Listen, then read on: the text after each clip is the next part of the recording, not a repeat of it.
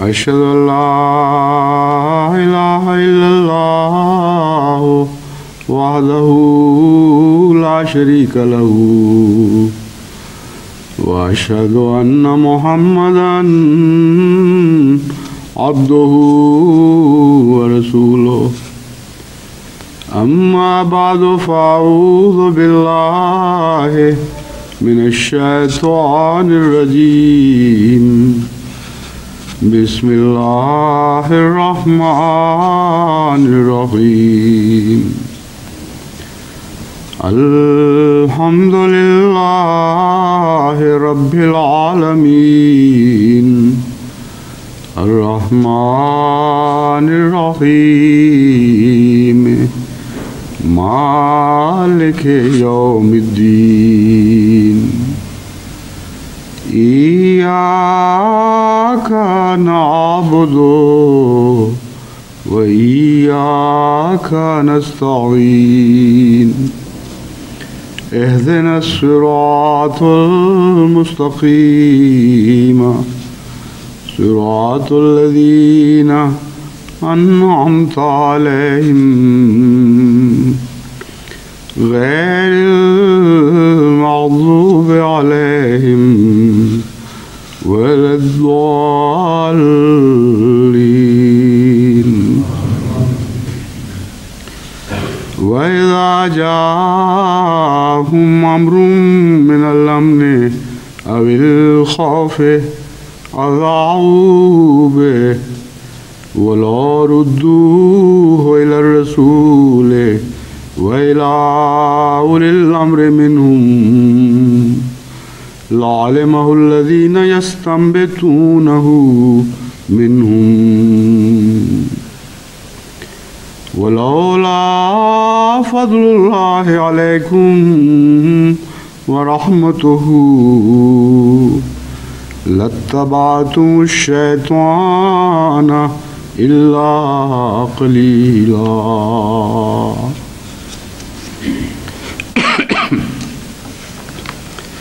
ان آیات کا جو سورہ نساء، اس آیت کا ایک ہی آیت پڑھی ہے میں نے، جو سورہ نساء کی 84ویں آیت ہے.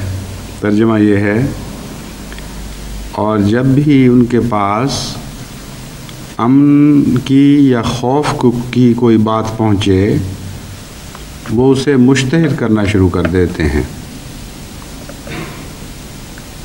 ایسا کیوں نہیں کرتے کہ جب ان تک کوئی بات پہنچی تو انہوں نے مشتہر کرنے کی بجائے اللہ اور خدا کے رسول یا اس کی طرف اس بات کو لوٹا دیا جو صاحب امر ہو. ایسی صورت میں جو صاحب علم لوگ ہیں وہ ان باتوں کا تجزیہ کرتے ہیں اور پھر ان سے استنباط کرتے ہیں اور معلوم کرتے ہیں کہ کیوں ایسی باتیں پھیلائی جا رہی ہیں اور ان کی حقیقت کیا ہے. اور اگر خدا کا خاص فضل تم پر نہ ہوتا اور اس کی رحمت نہ ہوتی تو یقیناً تم میں سے اکثر لوگ شیطان کی پیروی کرنے لگ جاتے.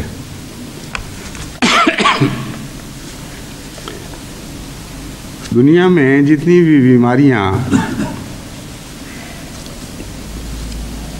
ہم دیکھتے ہیں یا نہیں دیکھتے، موجود پاتے ہیں یا نہیں موجود پاتے، بنیادی طور پر خواہ ہمارے علم میں ہوں یا نہ ہوں، ہر قسم کی بیماریوں کے بیج دنیا میں ہمیشہ موجود رہتے ہیں. کچھ جراثیم کی صورت میں، کچھ دیگر اسباب اور محرکات کی صورت میں.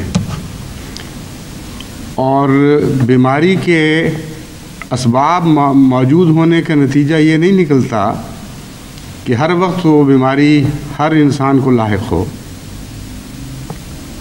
جس فضا میں ہم سانس لے رہے ہوتے ہیں بسا اوقات اسی فضا میں کوڑ کے جراثیم بھی ہوتے ہیں، سل کے جراثیم بھی ہوتے ہیں،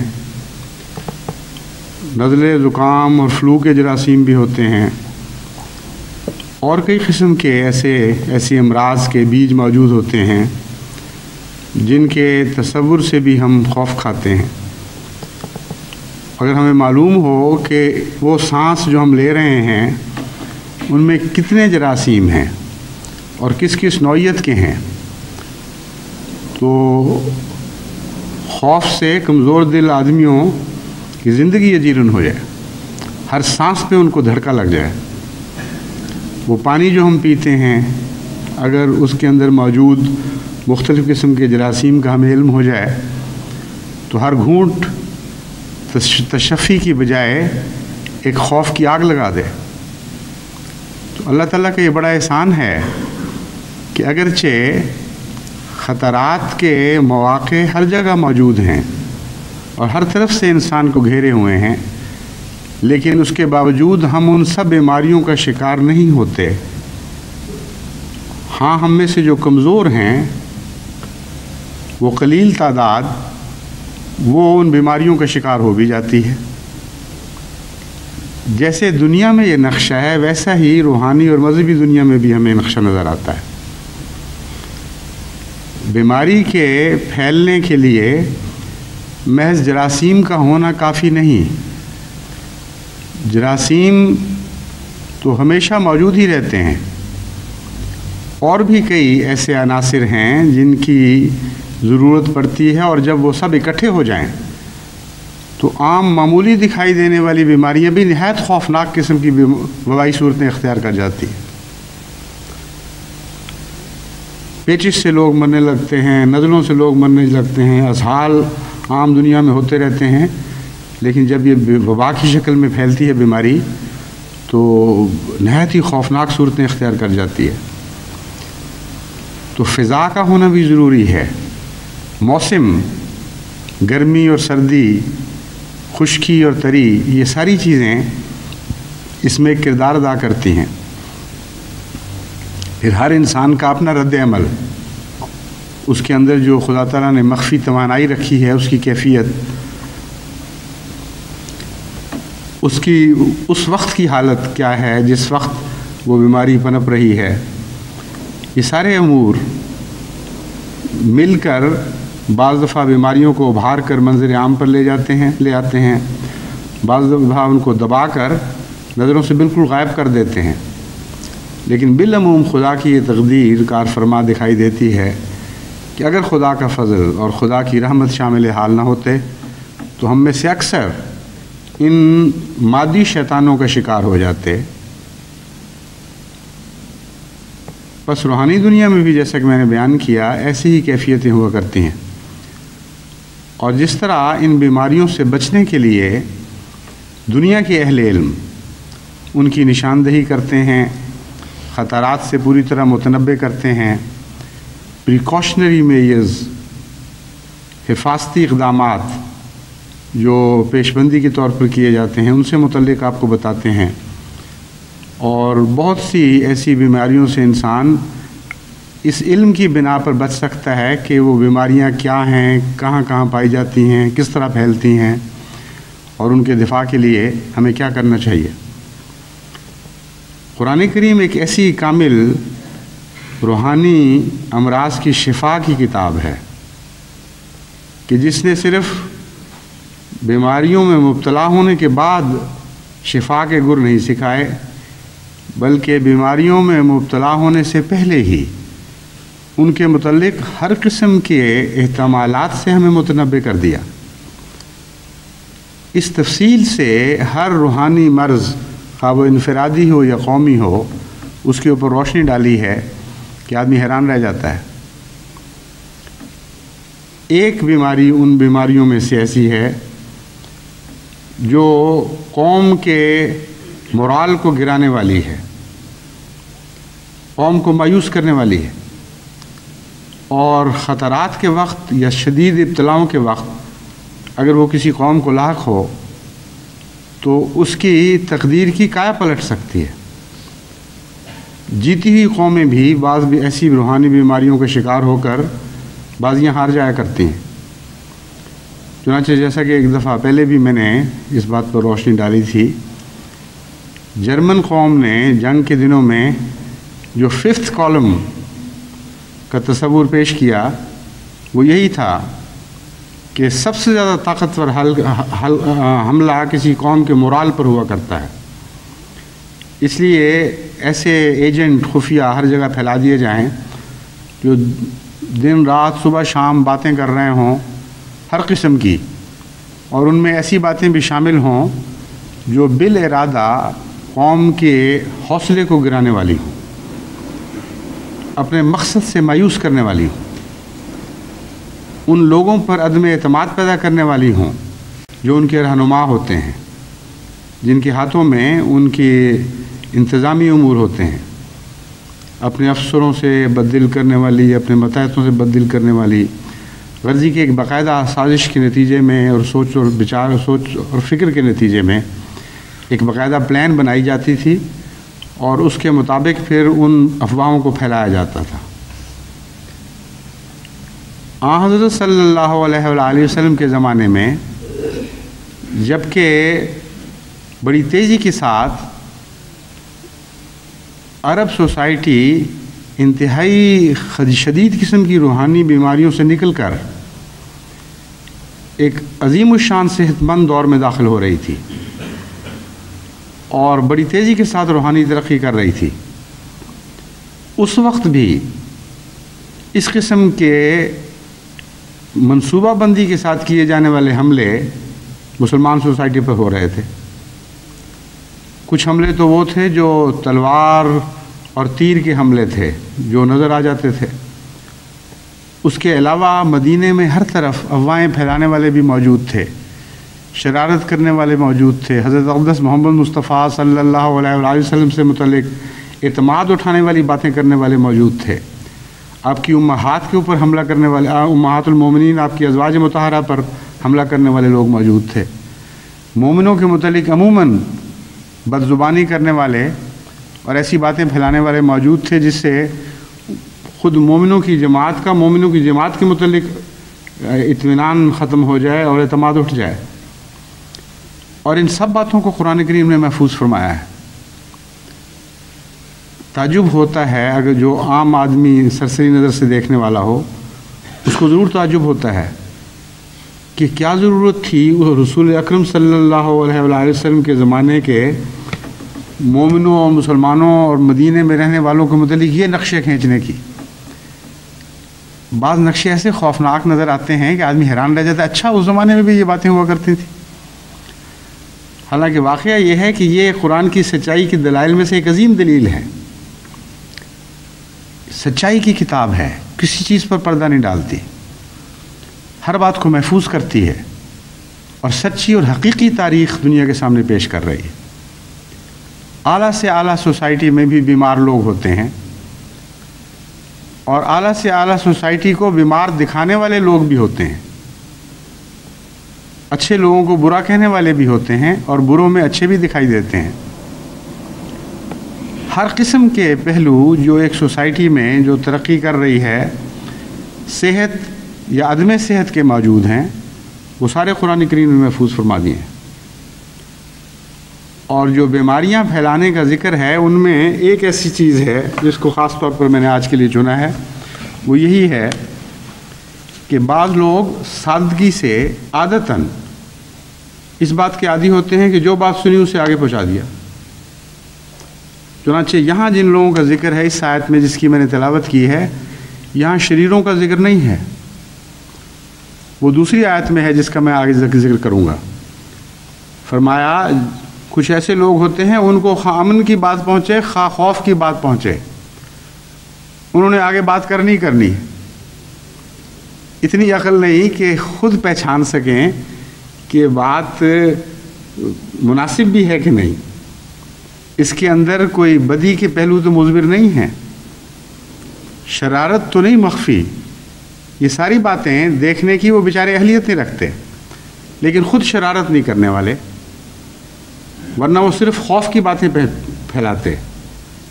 ایسے لوگوں سے الزام اٹھانے کے لیے قرآن کریم نے عجیب اسلوب اختیار فرمایا ہے یہ لوگ ان کو تو متہم نہیں کر سکتے، یہ بیچارے تو امن کی باتیں ہیں وہ بھی پھیلا دیتے ہیں، خوف کی باتیں ہیں وہ بھی پھیلا دیتے ہیں، لیکن نصیحت فرمائی کہ تمہیں چاہیے کہ جب کوئی باتیں سنو تو ان لوگوں تک پہنچایا کرو جن کا ان امور میں انتظامی تعلق ہے، جن کے سپرد خدا تعالیٰ نے معاملات کی باغ ڈور رکھی ہے، سپرد کی ہوئی ہے۔ وہ لوگ یا حضرت اقدس محمد مصطفیٰ صلی اللہ علیہ وآلہ وسلم جب تک وہ میں موجود رہے، پہلا حق ان کا تھا کہ ان تک یہ بات پہنچائی جائے۔ ان کو خدا نے فہم بخشا ہے، ان کو استطاعت عطا فرمائی ہے کہ وہ چھان بین کر سکیں اور پھر وہ بتائیں کہ اس بات میں کہ پھیلانے میں کوئی آر تو نہیں، کوئی نقص کا خطرہ تو نہیں، کوئی شر کا پہلو تو نہیں۔ لیکن اس کے علاوہ کچھ ایسے لوگ بھی ہیں جو ارادتاً شرارت اور بدی کی نیت سے باتیں پھیلاتے ہیں۔ ان کے متعلق قرآن کریم نے بڑی سخت تنبیہ فرمائی ہے۔ فرمایا لَئِن لَّمْ يَنْتَهِ الْمُنَافِقُونَ وَالَّذِينَ فِي قُلُوبِهِم مَّرَضٌ وَالْمُرْجِفُونَ فِي الْمَدِينَةِ لَنُغْرِيَنَّكَ بِهِمْ ثُمَّ لَا يُجَاوِرُونَكَ فِيهَا إِلَّا قَلِيلًا، کہ اگر یہ منافق لوگ، وہ لوگ جن کے دل بیمار ہیں، وہ لوگ جو عادتاً مدینے میں غلط خبریں پھیلانے والے ہیں اور نیت کے ساتھ شرارت کی خبریں پھیلاتے ہیں، وہ اس بات سے غافل نہ رہیں کہ خدا تعالیٰ اس بات پر قدرت رکھتا ہے کہ تجھے ان کے اوپر مسلط فرما دے اور ان کے پیچھے لگا دے، پھر وہ اس حال کو پہنچ جائیں کہ بہت شاذ کے طور پر تیرے ارد گرد دکھائی دیں گے، ورنہ وہ اس جگہ کو چھوڑ کر باہر جانے پر مجبور ہو جائیں گے۔ تو بعض دفعہ عمدن شرارت، بعض لوگ عمدن شرارت پھیلانے والے بھی ہوتے ہیں۔ ان دونوں آیات کا ایک گہرا تعلق ہے۔ قرآن کریم ہمیں یہ بتانا چاہتا ہے کہ بے خیالی میں، بغیر کسی عمدن کسی بل ارادہ شرارت کے اگر تم باتیں کرتے ہو تو ذمہ داری سے مبرہ قرار نہیں دیے جا سکتے، کیونکہ اسی سوسائٹی میں ایسے لوگ بھی ہیں جو ارادتاً شرارت کے ساتھ بعض باتیں پھیلاتے ہیں۔ تم ان کا ذریعہ بن جاتے ہو، ان کا میڈیم ہو جاتے ہو۔ تمہارے ذریعے بجائے باوجود اس کے کہ تم اس آغاز میں شر میں شامل نہیں تھے، تمہارے ذریعے وہ شر دوسروں میں پھیلتا ہے اور اس لحاظ سے تم الزام کے نیچے آ جاتے ہو۔ اس لیے تمہیں اس عادت کو چھوڑنا پڑے گا۔ یہ عادت مجرمانہ عادت ہے جو شر کو پھیلانے کا موجب بنتی ہے۔ بین ہی اسی قسم کا تعلق ایک اور بیماری کا بھی بعض لوگوں سے ہے، اور اس بیماری کا پھر اس سے بڑا گہرا تعلق ہے، وہ ہے غیبت کی بیماری۔ چنانچہ قرآن کریم نے اس کا ذکر کرتے ہوئے فرمایا یا ایھا الذین آمنوا اجتنبوا کثیرا من الظن ان بعض الظن اثم ولا تجسسوا ولا یغتب بعضکم بعضا ایحب احدکم ان یاکل لحم اخیہ میتا فکرہتموہ واتقوا اللہ ان اللہ تواب الرحیم۔ اس میں فرمایا کہ ولا یغتب بعضکم بعضا، تم میں سے بعض دوسرے کی غیبت نہ کیا کریں۔ کسی میں برائی دیکھتے ہیں تو ان کو یہ حق نہیں ہے کہ ان کی عدم موجودگی میں کسی بے تعلق شخص سے اس برائی کا ذکر کریں۔ چنانچہ اس مضمون کو حضرت صلی اللہ علیہ وآلہ وسلم نے ایک موقع پر مزید تفصیل سے بیان کرتے ہوئے اس کی ایک ایسی مثال دی جس سے وہ تعلق کھل کر سامنے آ جاتا ہے جو ان دونوں آیات کے درمیان ہے جو میں نے آپ کے سامنے پیش کی تھی۔ فرمایا کہ اگر کوئی شخص کسی کی غیبت کرتا ہے اور وہ غیبت اس تک نہیں پہنچتی جس کی جا رہی ہے، کوئی شخص وہ اس برائی کی بات اس کو پہنچاتا ہے جس کے متعلق کی جا رہی ہے. تو وہ ایسا ہی ہے جیسے کسی نے تیر مارا ہو کسی کی طرف اور اس کو لگا نہ ہو, اس کے پاؤں کے نیچے, پاؤں قدموں میں آ کے گر گیا ہو. کوئی شخص اس تیر کو اٹھائے اور اس کے سینے میں گھونپ دے کہ یہ تو تمہارے سینے کے اوپر چلایا گیا تھا, پہنچا نہیں, میرا تو کوئی قصور نہیں, میں تو نیچے سے اٹھا کر تمہارے سینے میں داخل کر رہا ہوں, جو اصل مقصد تھا اس تیر کے چلانے کا. بس بعض لوگ تیر چلاتے ہیں, بعض ان تیروں کو ان جگہوں تک پہنچاتے ہیں جہاں نہیں پہنچانا چاہیے, بعض شرارت کرتے ہیں, بعض شرارت کا اعلی کار ہو جاتے ہیں. اور غیبت کا اس مضمون سے بھی بڑا تعلق ہے, کیونکہ جو پہلی 2 آیات میں بیان ہوا, کیونکہ یہ جو بیماری ہے باتیں کرنے کی, اس کا غیبت سے بڑا براہ راست ایک گہرا تعلق ہے. باتیں کرنے والے باتوں کا چسکا لیتے ہیں, اور جن کو باتیں کرنے کا چسکا پڑے کہ خبریں مشہور, افواہیں مشہور ہو رہی ہیں کہ جی وہاں تو یہ بات ہو رہی ہے, وہاں یہ بات ہو رہی ہے, یہ باتیں ہمیں پہنچی ہیں, ہم تمہیں بتاتے ہیں. اس کے کئی قسم کے محرکات ہیں. ایک تو سب سے سادہ, سب سے پہلا محرک تو یہ ہے کہ ہر شخص کو صاحب علم بننے کا شوق ہے. یہ ظاہر کرنے کا شوق ہے کہ مجھے اس سے زیادہ پتہ ہے جو تمہیں پتہ ہے. یہ خبر کسی کو نہیں پتہ, مجھے پتہ لگی ہے.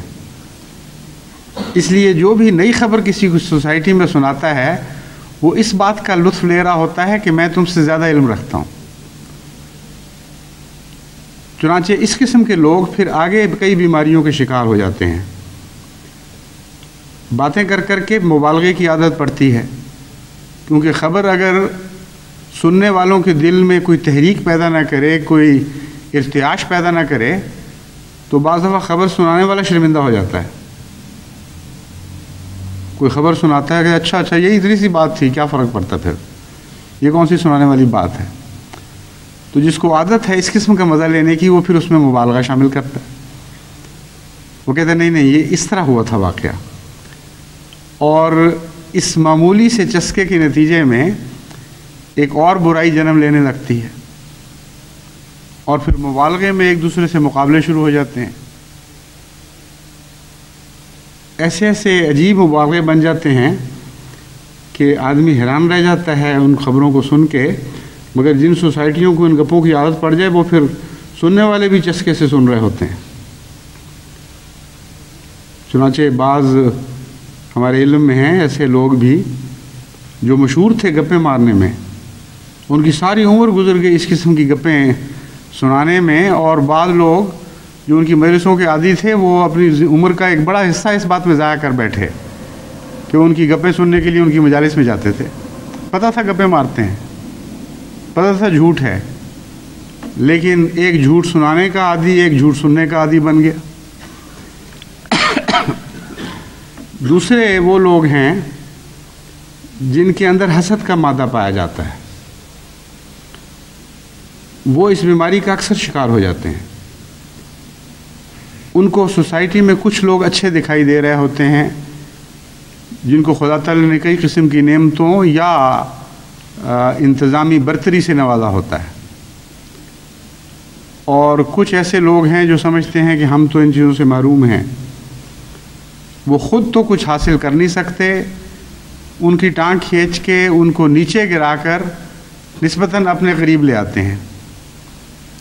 یعنی اس کا نفسیاتی پس منظر یہی ہے کہ فاصلے کم ہوں, اونچے اور نیچے کے درمیان جو فاصلے ہیں ان میں وہ کچھ تھوڑی سی کمی آ جائے.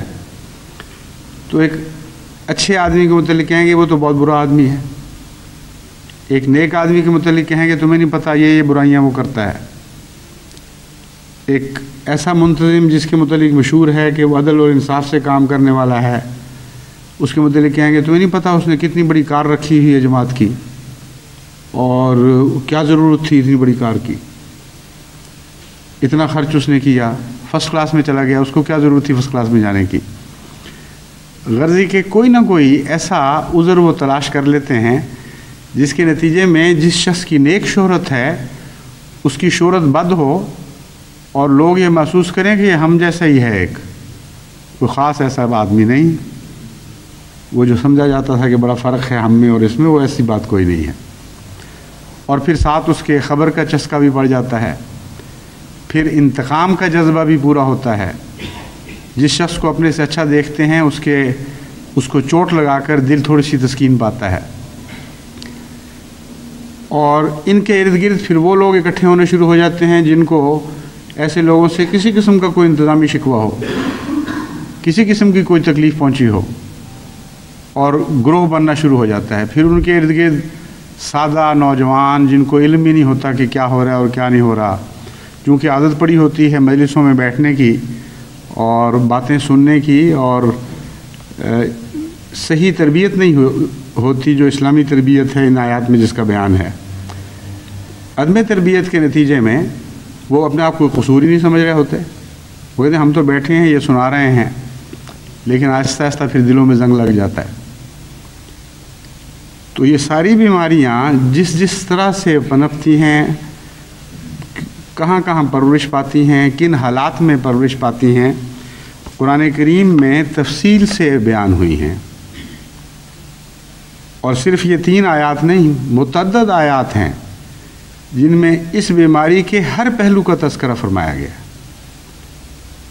خلاصہ کلام یہ ہے کہ جن قوموں میں یہ بیماریاں آ جائیں وہ ہلاکت کی طرف تیزی کے ساتھ بڑھنا شروع ہو جاتی ہیں، اور وہ نہیں جانتی کہ دشمن مخفی طور پر ان پہ حملے کر رہا ہے اور ان حملوں کو کامیاب بنانے کے لیے خود ان کو استعمال کر رہا ہے۔ خصوصاً جب خطرات کے وقت ہوں، جب قوموں پر ابتلائیں ہوں، اس وقت دشمن اور زیادہ تیزی اختیار کرتا ہے اور زیادہ بیدار مغزی کے ساتھ مومن کو ان بیماریوں کے حملوں کے خلاف مستعد ہونا چاہیے اور ہر دفاعی کوشش کرنی چاہیے۔ وہ دفاعی کوششیں کیا ہیں؟ بالکل سادہ معمولی چند باتیں، بظاہر معمولی نظر آنے والی چند باتیں ہیں جو ان سب بیماریوں کے خلاف عظیم الشان دفاع کی طاقت رکھتی ہیں۔ سب سے پہلے تو جیسا کہ میں نے بیان کیا، قرآن کریم نے واضح طور پر فرمایا کہ کوئی کسی کی غیبت نہ کرے۔ ایک آدمی دوسرے کے خلاف بات نہ کرے، اور اگر وہ غیبت کرتا ہے تو اس کی مثال ایسی مکروہ دی، فرمایا اس کی مثال ایسی ہے جیسے مردہ بھائی کا گوشت کھانے والا ہو۔ مومنوں کو فرمایا وہ اخوہ ہیں، ایک دوسرے کے بھائی ہیں۔ مردہ بھائی کے اندر 2 باتیں پائی جاتی ہیں، ایک تو موجود نہیں ہوتا بیچارہ، دوسرا ویسے بھی دفاع کی طاقت نہیں رکھتا۔ مردے کے اوپر آپ جتنے چاہے حملے کریں وہ اپنا دفاع کر ہی نہیں سکتا۔ تو ایسا شخص جو غائب ہے، غائب ہونے کے لحاظ سے اس کی ایک مردے سے مشابہت پائی جاتی ہے، اور جس کو پتہ ہی نہیں کہ مجھ پہ الزام کیا لگائے جا رہے ہیں، اس بیچارے نے اپنا دفاع کیا کرنا ہے۔ اور جو باتیں کرنے والے ہیں، جیسا کہ میں نے بیان کیا تھا، وہ چسکا ہوتا ہے ان کے چسکے کے اظہار کے طور پر فرمایا مردے بھائی کا گوشت کھا رہے ہو، چسکے تو پورے کر رہے ہو لیکن بڑے بدبخت ہو۔ یہ گوشت تو نہیں ہے چسکے پورے کرنے کے لیے، یہ تو ایک نہایت ہی ذلیل اور مکروہ غذا ہے تمہارے لیے۔ کیسی کامل مثال دی ہے۔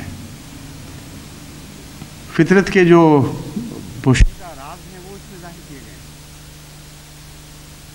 تو جو شخص ان باتوں کو سنتا ہے اور قبول کر لیتا ہے، وہ بھی اس مجلس محفل میں شریک ہو جاتا ہے، وہ بھی اس دعوت میں سے حصہ پاتا ہے، کیونکہ وہ بھی لذت حاصل کرتا ہے کچھ نہ کچھ۔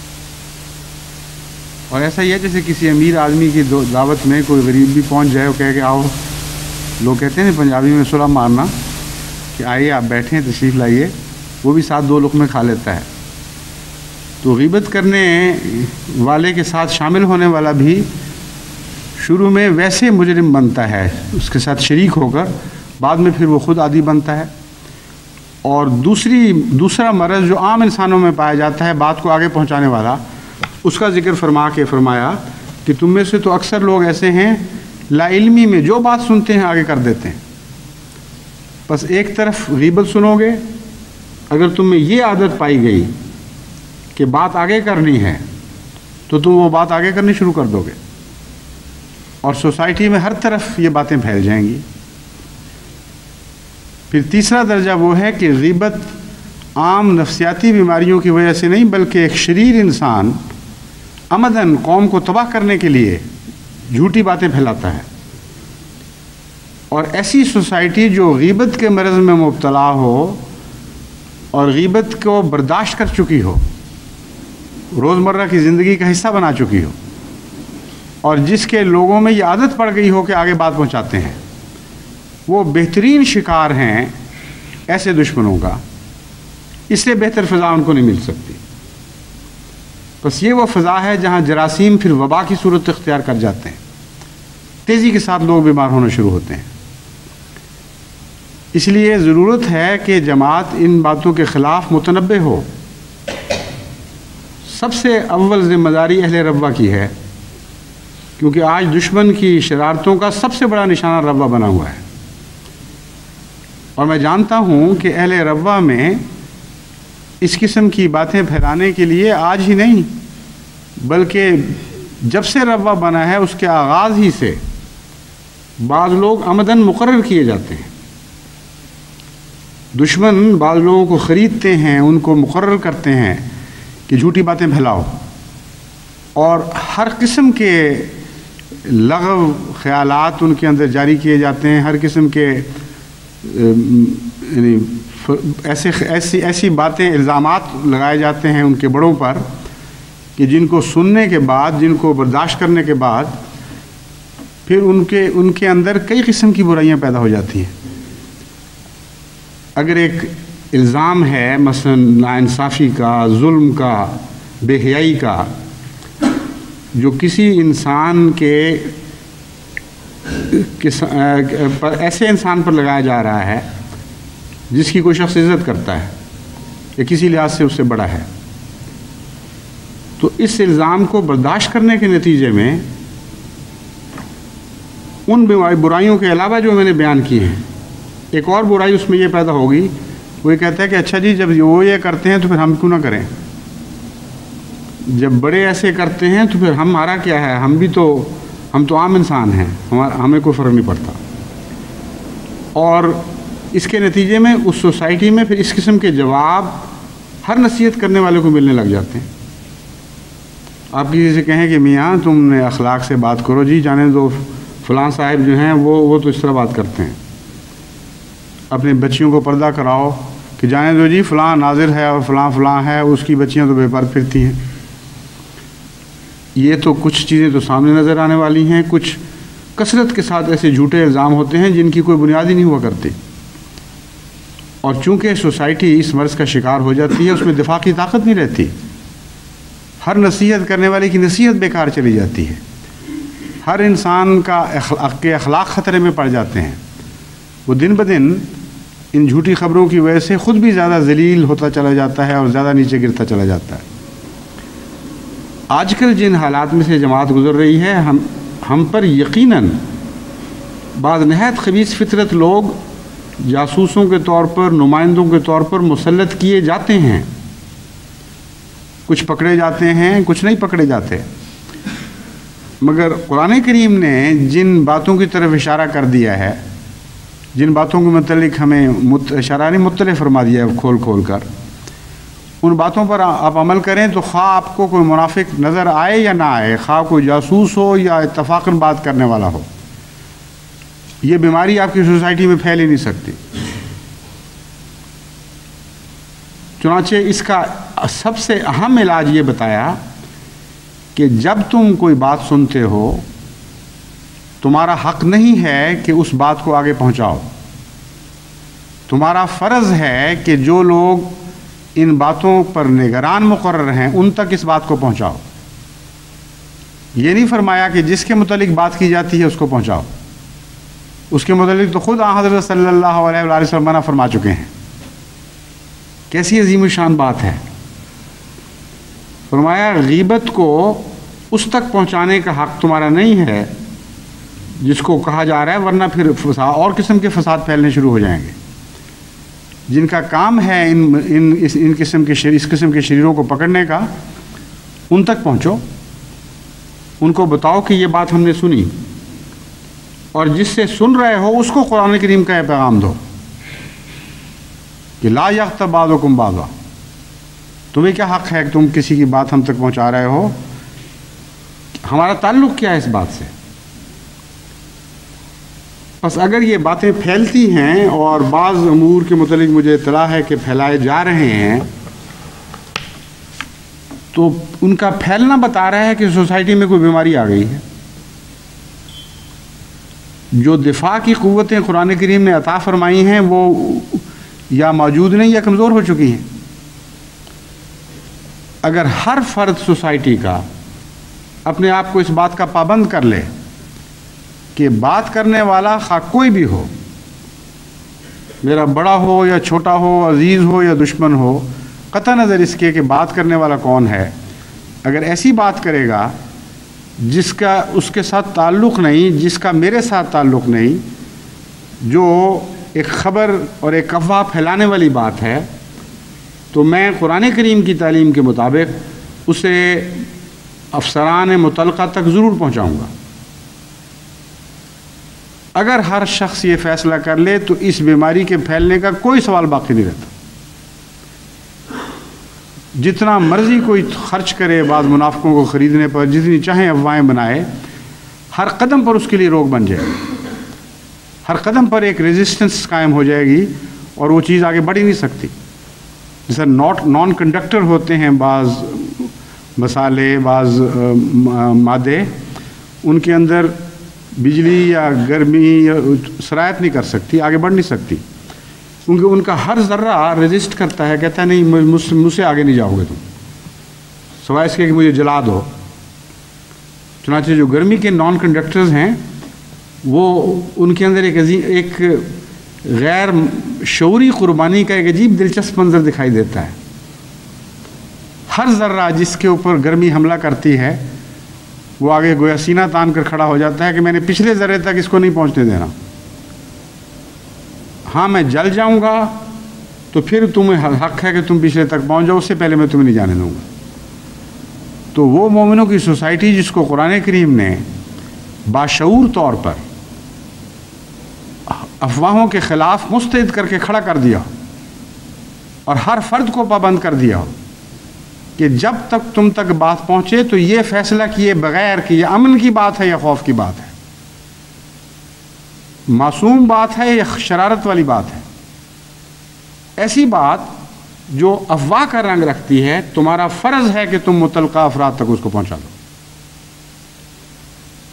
اور تمہارا فرض ہے کہ ایک شخص کے خلاف نفرت پیدا کرنے کی خاطر اس بات تو اس تک نہ پہنچاؤ تحقیق سے قبل، جب تک یعنی متعلقہ افراد کو پہنچائے بغیر اس شخص کو نہ پہنچاؤ جس کو تم متعلق سمجھ رہے ہو، یعنی جس کے متعلق بات کی جا رہی ہے،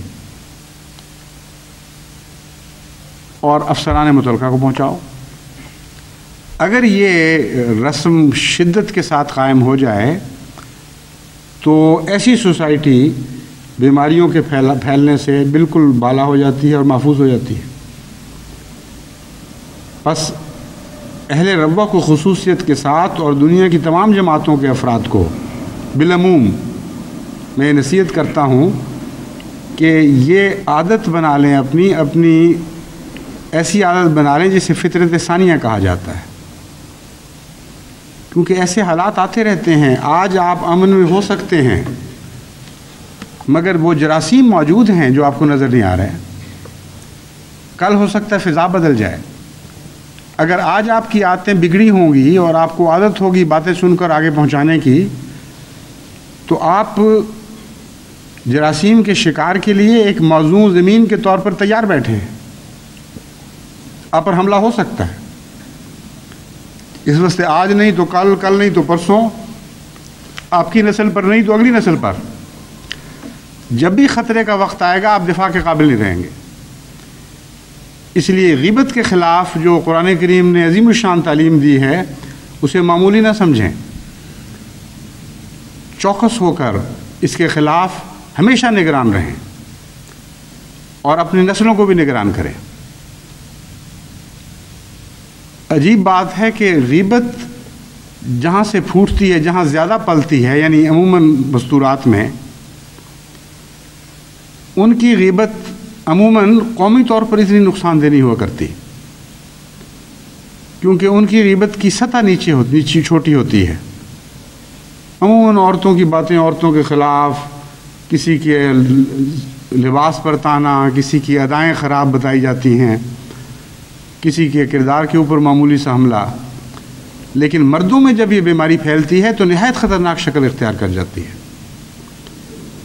ایک تو یہ کہ مردوں کو ویسے اپنے کاموں کی نوعیت کے لحاظ سے زیب نہیں دیتی، اور دوسرے وہاں قومی نقصان پہنچانے کا موجب بنتی ہے۔ عورتوں میں آپ بہت کم سنیں گے کہ انتظامی امور کے متعلق بحثیں ہو رہی ہوں کہ فلاں منتظم اعلیٰ یوں کرتا ہے اور فلاں یوں کرتا ہے۔ ان بیچاریوں کی غیبتیں بھی چھوٹی چھوٹی، کپڑوں کے متعلق، نخروں کے متعلق، اسی قسم کی چھوٹی چھوٹی باتوں کے متعلق تھوڑا سا چسکا پورا کیا اور ایک مردہ بہن کا گوشت کھایا اور چھٹی کر لی۔ لیکن جب مرد غیبت کرتے ہیں تو وہ پھر بڑی تباہی مچاتے ہیں۔ وہ تو یوں لگتا ہے قبرستان اکھیڑ کر کھائے جا رہے ہیں، اور پھر بھی ان کو بھوک بند نہیں ہوتی ان کی۔ اس لیے بہت خطرناک بیماری ہے۔ قرآن کریم نے بے وجہ اس پر زور نہیں دیا۔ حضرت صلی اللہ علیہ وآلہ وسلم نے متعدد بارہا سوسائٹی کو غیبت سے پاک رکھنے کے لیے نصائح فرمائی اور افواہیں پھیلانے والوں کو باز رکھنے کی تلقین فرمائی۔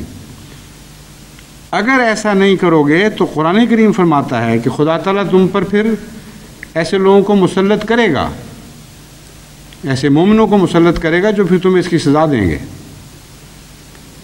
یعنی یہ نہ سمجھو کہ یہ کمزوری کی حالت اسی طرح رہے گی۔ یہ کمزوریاں، اس میں بڑی عظیم شان خوشخبری ہے۔ فرمایا ہے یہ جو غیبت پھیلانے والے اور غلط باتیں پھیلا کر مسلمانوں کے حوصلے بند کمزور کرنے والے، نیچے گرانے والے لوگ ہیں، یہ سمجھتے ہیں کہ اس کے نتیجے میں یہ غالب آ جائیں گے۔ یہ سمجھتے ہیں کہ اس کے نتیجے میں مسلمان اور زیادہ کمزور ہو جائیں گے اور کلیتاً مغلوب ہو جائیں گے۔ کیسی لطافت کے ساتھ ان لوگوں کی ناکامی اور مسلمانوں کے غلبے کی خوشخبری دے دی۔ فرمایا جو چاہتے ہو کر لو، اس تقدیر کو تم نہیں بدل سکتے کہ بالآخر محمد مصطفیٰ صلی اللہ علیہ وآلہ وسلم اور اس کے ماننے والے مومنین کو خدا تعالیٰ غلبہ عطا فرمائے گا، اور وہ ایسی طاقت پا جائیں گے کہ پھر تمہاری شرارتوں کی تمہیں سزا دے سکیں گے۔ آج کمزوری کی حالت میں دیکھ کر تم جو چاہے کرتے پھرتے ہو، لیکن بے خوف ہو کر زندگی نہ گزارو، یہ وقت بدلنے والے وقت ہیں۔ بس جماعت کی کمزوری سے ناجائز فائدہ اٹھا کر جو منافقین ایسی باتیں پھیلاتے ہیں جس سے جماعت کو کمزور کرنا مقصود ہے، ان کو میں قرآن کی زبان میں متنبع کرتا ہوں کہ تم لازماً ناکام ہوگے۔ یہ ایک زندہ جماعت ہے خدا کے فضل کے ساتھ، اس کے نگرانی کرنے والے خدا کے فضل سے زندہ ہیں۔ ان نگرانی کرنے والوں کا ایک خدا ہے جو ان پر ہمیشہ نگران ہے اور ان کی مدد کو ہمیشہ مستعد رہتا ہے۔ اس لیے تم ناکام رہو گے، تمہاری افواہیں ناکام رہیں گی، اور وہ وقت آئے گا جب تک تم ان شرارتوں کی سزا دیے جاؤ گے۔ اس لیے تم نے تو بہرحال ناکام رہنا ہے۔ میرے اصل مخاطب تو وہ مومن ہیں جو کسی نہ کسی حد تک ان بیماریوں میں ملوث ہو جائیں گے یا ہو جاتے ہیں، اور جن کے نتیجے میں جماعت مومنین کو دکھ ضرور پہنچتا ہے۔ غلبے کی آخری تقدیر تو نہیں بدل سکتی جیسا کہ بیان فرمایا ہے، لیکن یہ ضرور ہے کہ مومنوں کی سوسائٹی ضرور دکھ اٹھاتی ہے۔ پھر حضرت اقدس حضرت عائشہ رضی اللہ تعالیٰ عنہ پر جب الزام لگا اور کچھ بدبختوں نے اس کو پھیلا دیا تو کتنی شدید تکلیف پہنچی ہے مومنوں کی سوسائٹی کو۔ وہ نامراد اور ناکام ہوئے، یہ درست ہے، لیکن ایک مہینہ کتنی اذیت اٹھائی حضرت عائشہ صدیقہ رضی اللہ تعالیٰ عنہ نے، حضرت ابرز محمد مصطفیٰ صلی اللہ علیہ وسلم نے کتنا دکھ اٹھایا، اور سارے صحابہ کی جو کیفیت تھی کرب کی، اس کی تفصیل تو بیان نہیں ہوئی، لیکن آپ اندازہ کر سکتے ہیں۔ بس یہ خیال کر لینا کہ چونکہ غلبہ آخری ہمارا ہوگا اس لیے فرق نہیں پڑتا، ایک احمقانہ خیال ہے، تکلیف ضرور پہنچتی ہے۔ کوئی آدمی یہ کہہ سکتا ہے کہ کوڑ کا علاج نکل آیا اس لیے کوئی فرق نہیں پڑتا، مجھے بے شک کوڑ ہو جائے، میں نے آخر اچھے ہونا ہی ہونا ہے۔ کوئی کہے کہ جی وہ زمانہ گزر گیا جب سل کا علاج نہیں ہوا کرتا، 2 سال کی ٹکیاں کھانی ہیں اور 2 سال کے بعد میں ٹھیک ہو جاؤں گا، اس لیے بے شک ہو سل مجھے۔ ایسے آدمی کو پاگل کا بچہ تو کہہ سکتا ہے، کوئی اس کو معقول درجہ تو نہیں دے سکتا۔ اس لیے غلبے کی پیشگوئی اس لیے کی گئی ہے کہ یہ بتا دیا جائے کہ دشمن ناکام ہوگا، مومن پر موت نہیں آ سکتی، لیکن تنبیہ یہ کی گئی ہے کہ تمہارے لیے 2 راستے ہیں، ایک صحت کا رستہ ہے، توانائی کے ساتھ مضبوطی کے ساتھ چھلانگیں لگاتے ہوئے ترقی کی راہوں پر آگے بڑھو،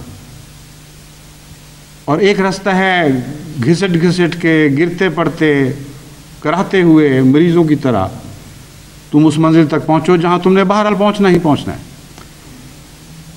تو کون سا راستہ ہے جو تم اختیار کرو گے؟ ذلت کے ساتھ گھسٹتے ہوئے تکلیفیں اٹھا کر اس منزل تک پہنچنا ہے جس طرح خدا تمہیں چاہتا ہے، غازیوں کی طرح چھلانگیں لگاتے ہوئے ہمت اور حوصلے کے ساتھ ہر قدم پر لطف اٹھاتے ہوئے وہاں پہنچنا ہے۔ بس قرآن کی تعلیم کو توجہ سے سنا کریں اور اس پر عمل کیا کریں، اور بھولا نہ کریں بات کو۔ یہ بات ایک دفعہ ربوہ میں نے خطبے میں کہی تو کچھ عرصے تک یہ رپورٹیں ملیں کہ بڑا فرق پڑ گیا ہے۔ کچھ عورتوں کے خط آنے لگے کہ جی اب تو ہم بھی بات کرتی ہیں تو خیال آتا ہے کہ اوہ یہ تو غیبت ہو رہی ہے، پھر رکتی ہیں، اور کچھ عرصے کے بعد پھر بھول گئے۔ فذکر ان نفعت الذکریٰ کہ یہی تو مطلب ہے کہ لوگ بھولنے والے ہیں، مگر ان کو یاد کروانا ہے اور بہرحال کرواتے چلے جانا ہے۔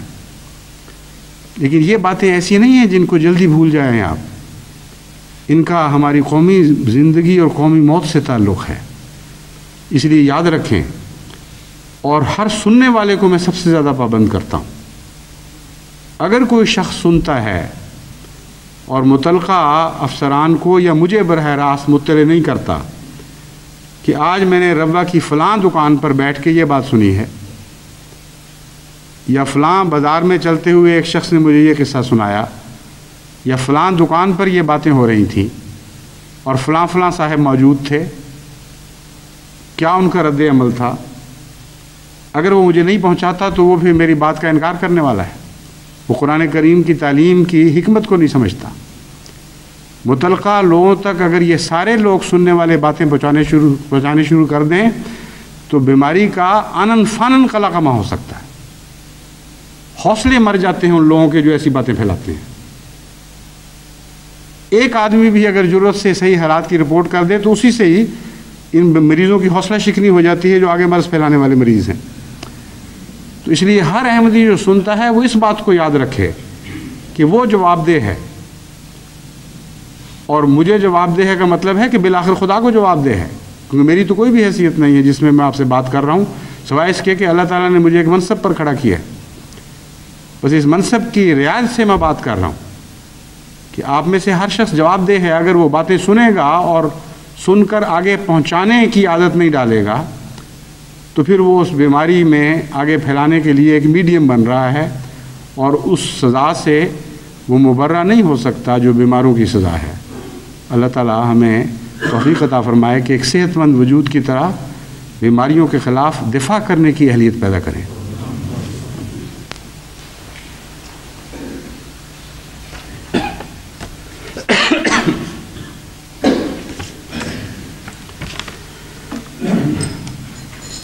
الحمد لله نحمده ونستعينه ونستغفره ونؤمن به ونتوكل عليه ونعوذ بالله من شرور أنفسنا ومن سيئات أعمالنا من يهده الله فلا مضل له ومن يضلله فلا هادي له ونشهد أن لا إله إلا الله وحده لا شريك له ونشهد أن محمدا عبده ورسوله. آج کچھ مرحومین کی نماز جنازہ غائب ہوگی جمعے کے مان بعد. ان میں سے ایک ہمارے ملک حبیب الرحمن صاحب مرحوم ہیں جو روا میں ایک لمبے عرصے تک مختلف جماعتی خدمتوں پر مامور رہے اور خصوصاً مشکل حالات میں اسکول کی انہوں نے بہت خدمت کی ہے. کیونکہ انسپیکٹر آف اسکول رہے تھے بڑا لمبا عرصہ، اس لیے ان لوگوں سے تعارف تھا. ان کے جو اس محکمے سے تعلق رکھنے والے ہیں کئی ان میں سے بڑے افسر تھے، ان کے مزاجوں کو جانتے تھے، کس طرح بات کرنی ہے. تو شدید سختی کے اور شرارت کے دور میں بھی ان کی کوششوں کو اللہ تعالیٰ نے میٹھا پھل دیا اور کئی قسم کی تکلیفوں سے ہمارے بچے بچ جاتے رہے. ویسے بھی خدمتیں اور بھی کئی کرنے کا موقع ملا. ہمارے ڈاکٹر پروفیسر عبدالسلام صاحب کے ماموں تھے اور ان کے ایک بھائی چودھری عبدالرشید صاحب بھی مسجد میں بہت معروف ہیں، یعنی ہماری انگلستان کی جماعتیں بہت معروف ہیں، اچھے خدمت کرنے والے ہیں. دوسرا جنازہ ہے والدہ صاحبہ مکرم جہانگیر محمد صاحب جویا. یہ ہمارے خوشاب کے امیر ہیں جنہوں نے تمام عمراء میں سب سے زیادہ کلمہ شہادہ کے لیے قربانیاں دی ہیں اور مشقتوں اور تکلیفوں کو آنکھوں میں آنکھیں ڈال کر دیکھ کر پھر آگے قدم بڑھا کر قربانیاں دی ہیں. ایک موقع پر میں نے ان کو لکھا بھی کہ آپ اب بیج لگانا تو فرض نہیں ہے، مگر جو لگاتے ہیں اس حق کی خاطر کہ ہاں ہمارا حق ہے، فرض ہو یا نہ ہو، وہ قربانی دے رہے ہیں ساری جماعت کے لیے اور اس کلمے کی عظمت کے لیے قربانی دے رہے ہیں. لیکن یہ ضروری نہیں کہ ہر فرد ضرور بیج لگا کے پھرے. آپ کے سپرد جماعت کی ذمہ داریاں ہیں، وہ جیل میں بیٹھ کر تو آپ پوری نہیں کر سکیں گے، اس لیے آپ چھوڑ دیں اس بات کو اب. اور میں کہہ رہا ہوں اس لیے آپ کو کوئی اس میں تردد نہیں ہونا چاہیے. جماعتی کاموں کی خاطر آپ کو امیر مقرر کیا گیا ہے، جماعت قربانیاں دے رہی ہے، ضروری تو نہیں کہ ہر امیر بیج لگا کر پھرے. اس کا ان کے اوپر ایسا اثر پڑا کہ مجھے اطلاع آئی کہ ہر وقت جیل میں روتے رہتے ہیں کہ میں اب نہیں کر سکتا یہ قربانی، مجھے روک دیا گیا ہے. اس پر پھر میں نے ان کو لکھا پھر ٹھیک ہے جو چاہیں کریں، اللہ توفیق دے آپ کا نائب کو کہ وہ آپ کے کام سنبھال لے. ان کی والدہ کا اس قید کی حالت میں وفات پانا اور پھر ان خصوصی حالات میں جب کہ والدہ بیٹے سے نہیں مل سکتی تھیں، بیٹوں کا یہ احساس کہ میں نہیں جا سکا، کافی جذباتی لحاظ سے تکلیف سے صورتحال ہے.